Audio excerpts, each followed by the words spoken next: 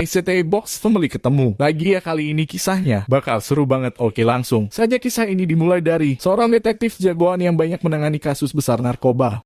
Suatu saat ia terjebak dalam hutang yang banyak karena kegemaraannya akan judi. Pagi itu detektif jagoannya bernama Kang Kimeng mendapat rekan kerja baru seorang detektif pemula yang bernama Jun Jahao. Ketika menuju mobil, Kang membaca ada sebuah catatan ditempelkan di kaca. Ternyata isinya pelunasan hutang harus dilakukan sampai batas waktu besok hari. Jahao bercerita bahwa 5 tahun yang lalu pernah diselamatkan oleh Kang.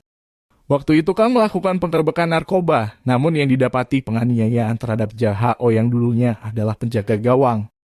Dulu Jahao selain diselamatkan oleh Kang memang sangat mengidolakan Kang. Makanya setelah lulus dari akademi kepolisian, ia ingin ditempatkan bahkan kalau bisa ditugaskan bersama Kang. Hari ini impiannya tercapai. Di dalam mobil, Jahao memberikan undangan kepada Kang untuk menghadiri ulang tahun anaknya. Malam itu Kang ditemani Jahao menghentikan mobilnya di suatu pertokoan yang sudah tutup. Kang meminta Jahao menunggunya di mobil, sementara ia akan mengambil sesuatu. Dari arah lain sebuah mobil van berhenti di depan Jahao. Dari dalam mobil itu turun banyak orang dan kelihatan terburu-buru. Kang berbekal foto berusaha mencari sesuatu yang difoto itu. Kang menemukan sebuah almari dan mengambil tas di dalamnya yang ternyata isinya cuma sampah kertas. Ia pun bergegas meninggalkan tempat itu. Belum begitu lama meninggalkan tempat itu, segerombolan orang tadi menyerangnya. Mereka serempak mengeroyok Kang dan berusaha mencelakainya. Kang meraih kabel listrik dan memutuskannya. Tak disangka ketika sampai di belakang geng, kejaman pisau mengenai wajahnya. Kang sempat menjatuhkan si penikam yang tak lain adalah Tai Hua, si bandar narkoba. Dalam keadaan kesakitan Kang ditikam perutnya oleh anak buah Tai Hua. Untung Jahao segera datang dan menghajar anak buah Tai Hua itu dan berhasil membunuhnya. Jahao memapah Kang dan membawa secepatnya pergi dari tempat itu. Sampai di gang sempit yang muat satu orang itulah Jahao memblokir jalan dengan badannya. Jahao meminta Kang segera meninggalkan tempat itu, sementara dirinya tewas dianiaya para pengeroyok. Di rumah sakit Kang sedikit pulih mendapatkan laporan dari rekan senior detektif Park bahwa Jahao dibunuh karena masalah suap yang diterimanya. Di meja kerjanya ditemukan tas berisi banyak uang. Ketika di hadapan penyidik akhirnya Kang berani mengatakan bahwa yang menikamnya adalah Jahao.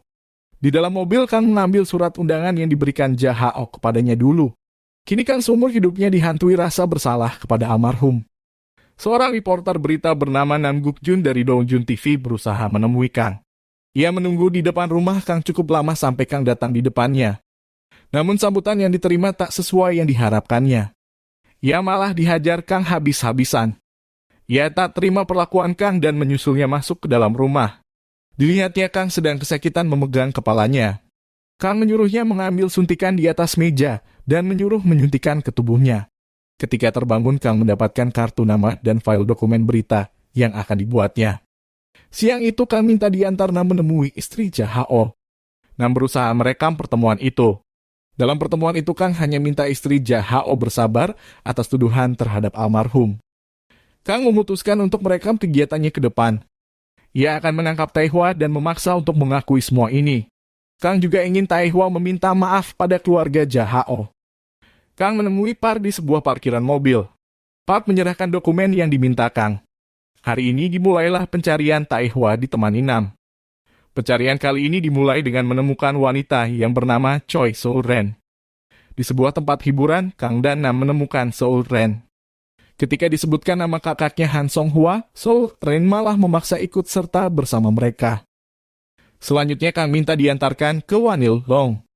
Sampai di anak Kang langsung menghajar anak buah Tai Hua. Nam yang tak mau ketinggalan mendokumentasikan semua itu. Kang akhirnya mampu mengalahkan mereka. Tinggal si ketua yang dipaksa Kang menunjukkan keberadaan bosnya. Karena tak tahan disiksa, akhirnya ia mengatakan di mana Kang saat ini. Dalam perjalanan dan berbagi kisah dengan Soul Ren dan bercanda bagaimana ia mendapatkan ciuman. Soul Ren menjawab ia harus membayar dengan sejumlah uang atas ciuman yang diberikan. Nam tak jadi dan enggan menanggapinya. Sementara Kang duduk di belakang sambil istirahat.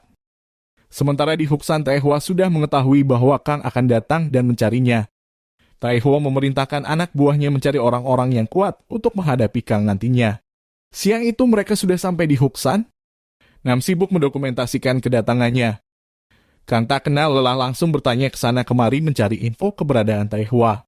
Di tempat Tai Hua mereka sedang makan bersama. Di situ terlihat ada Song Hua yang wajahnya pucat karena kebanyakan mengkonsumsi narkoba. Kang kala itu mendapat telepon dari Park yang menanyakan posisinya sekarang. Kang cuman bilang jika butuh bantuan maka ia akan menghubunginya kembali. Mereka pun singgah di tempat makan. Soul Ren memberanikan diri bertanya kepada Kang apakah nanti ia bahkan membunuh Tai Hua. Kang menjawab ia akan mati bersamanya. Kang mengakhiri makannya dan meminta melanjutkan perjalanan. Malam itu Kang menginap di sebuah penginapan sederhana. Kang sangat dingin terhadap teman-temannya sampai saat ini. Kenapa ia seperti itu? Karena Kang merasa sudah terlalu lama ia ditinggalkan keluarganya. Jadi dia ceritanya kurang kasih sayang semenjak dulu. Malam itu Kang berjalan keluar penginapan sendirian. Tanpa disadarinya ada beberapa orang mengawasi kemanapun Kang pergi. Sementara di penginapan Nam yang saat itu memeriksa rekamannya melihat beberapa orang telah mengawasinya sejak mereka tiba di Huksan. Nam mencoba menghubungi Kang tapi tak ada jawaban. Ia pun memutuskan untuk mencarinya guna memperingatkan hal ini. Sementara di tempat tersembunyi, Song Hua berusaha mencari cara kabur dari kamar tempat dia disekap. Ia memeriksa semua jendela semua terkunci. Kang yang menenangkan dirinya di gereja didatangi 5 orang tak dikenal. Menyadari ada yang tak beres, ia mengambil pulpen yang ada di depannya. Tanpa aba-aba kelima orang itu menyerang Kang. Terjadilah perkelahian seru di dalam gereja. Di tengah perkelahian itu sakit kepala Kang kambuh. Dengan keahlian bela diri Kang segera menyudahi perkelahian itu. Belum sempat ia menyuntikkan obat dilihatnya ada seseorang mendekatinya. Orang itu kemudian menyerangnya. Di luar Nam yang berjalan di dekat gereja itu mendengar suara gaduh dari dalam gereja. Ia pun segera masuk ke sana. Melihat Kang terpojok, Nam langsung memukul orang itu dari belakang. Kemudian orang itu berpaling menyerang Nam, Kang tak menyia-nyiakan kesempatan itu. Kang langsung membekuk tangan orang itu dari belakang dan menghujamkan pisau yang digenggam ke arah tubuhnya. Nam dengan sigap mencari obat serta disuntikan ke kaki Kang. Kang pun berangsur berkurang rasa sakit kepalanya. Ia mencoba bangkit, tiba-tiba matanya melihat ponsel di saku celana musuhnya. Lalu ia mengambilnya dan meninggalkan gereja. Ponsel yang dibawa Kang berbunyi. Dari seberang terdengar suara yang asing baginya. Kang harus menemui orang ini biar semuanya menjadi jelas. Di penginapan, Soul Ren mendengar percakapan ibu pemilik penginapan dengan pria yang ternyata anaknya. Soul Ren mencoba masuk ke kamar Guinso, ia mendapati tanda pengenalnya. Soul Ren pun memutuskan masuk ke dalam bak mobil Guinso berharap nanti bisa bertemu kakaknya. Nam yang baru sampai di penginapan melihat Soul Ren di bak mobil orang langsung berusaha mengejarnya. Nam menaiki sepeda motor yang ada di situ dan mengikuti kemana mobil Guinso pergi. Kak menemui Park di mercusuar. Ternyata selama ini Park adalah informan Tai Hua. Pantas rencana Kang selalu gagal mendapatkan barang bukti nyata Hua. Waktu itu terbersit pakai Tai Hua bisa melunasi hutang yang menjeratnya. Park yang kedoknya terbuka menyerang Kang, tapi Kang terlalu tangguh. Akhirnya Kang melumpuhkan Park dan mengambil mobilnya. Soul Ren yang mengikuti Guinso akhirnya sampai di tempat Song Hua disekap. Soul Ren mencoba membebaskan kakaknya. Akhirnya palang jendela itu bisa dibuka dan Soul Ren membantu turun kakaknya. Ia pun membawa secepatnya Song Hua pergi dari situ. Nam tiba di mobil yang membawa Soul Ren berhenti. Tapi ia tak tahu harus mencarinya ke arah mana. Song Hua terus berlari. Tapi naas Song Hua kedapatan Guinso dan menariknya keluar. Song Hua meniup peluit pemberian Soul Ren ini didapat dari pemberian Nam. Ia berharap ada yang mendengar suara peluitnya. Nam yang berada di situ mendengar suara peluit itu dan mengira kalau itu Soul Ren. Ia melihat seorang pria menganiaya Soul Ren. Nam langsung menubruk Guinso sampai tercebur ke selokan. Mereka pun berkelahi.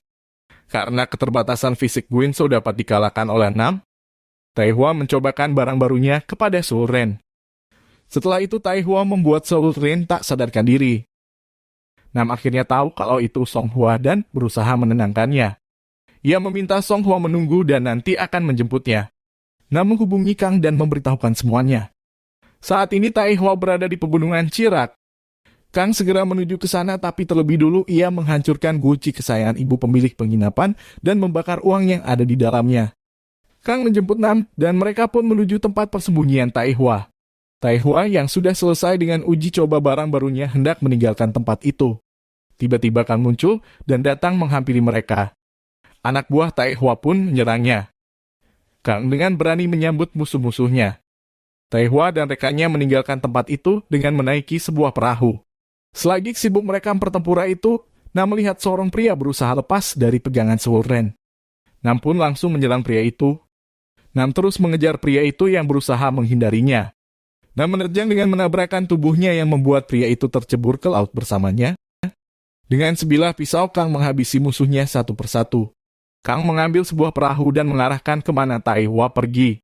Sementara Nam segera menolong Soul Ren. Akhirnya Kang sampai di kapal Taihua. Sampai di kapal, Kang dikejutkan tendangan rekan Taihua. Tapi sepertinya ia bukan lawan tanding Kang. Tak berapa lama Kang mampu menjatuhkannya. Tiba-tiba sakit kepala Kang kambuh lagi. Taihua langsung menghajar Kang sementara kapal hanya berputar-putar karena tak ada nakodanya. Kemudian dipukulkan ke kepala Taihua. Pukulan Kang membuat Taihua tak berdaya. Kang meraih perekam yang diselipkan dan disekunya. Ia menanyakan apakah mengenal Jahao. Taihua tak pernah tahu nama itu. Ketika ditanya siapa informannya, Taihua menjawab jujur ia adalah Pak. Kang sangat menyesali pengakuannya di depan penyidik dulu yang mengatakan Jahao adalah penikamnya. Kang mencoba bangkit, namun tiba-tiba Kang menyerangnya. Dengan sekali hindar, kini Kang mampu memojokkan Taihua dan mengarahkan pisau menghujam dadanya. Perlahan ditekannya pisau itu menembus dada Taihua. Tak lama Taihua pun tewas dan tubuhnya tercebur ke laut. Nam mencoba menyadarkan Soul Ren, mendadak Nam mendengar Soul Ren menyebut nama kakaknya. Nam sangat senang dan siap mengantarkan Soul Ren untuk bertemu kakak tercintanya. Sementara di kapal, Kang sudah tak kuat menahan rasa sakitnya. Ia menarik nafas pelan dan perlahan menutup mata. Nam pun mengantar Soul Ren menjemput kakaknya. Mula-mula ia merekam hal itu tapi hatinya berkata lain dan membiarkan kamera itu turun dari tangannya. Di dermaga tibalah saat perpisahan Nam dan Soul Ren.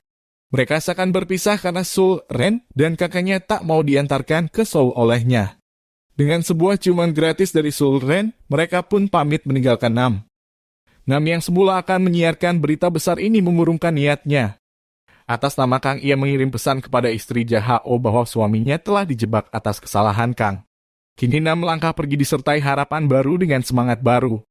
Sampai di sini dulu perjumpaan kita. Jangan lupa subscribe, like, share, dan komennya. Sampai jumpa lagi.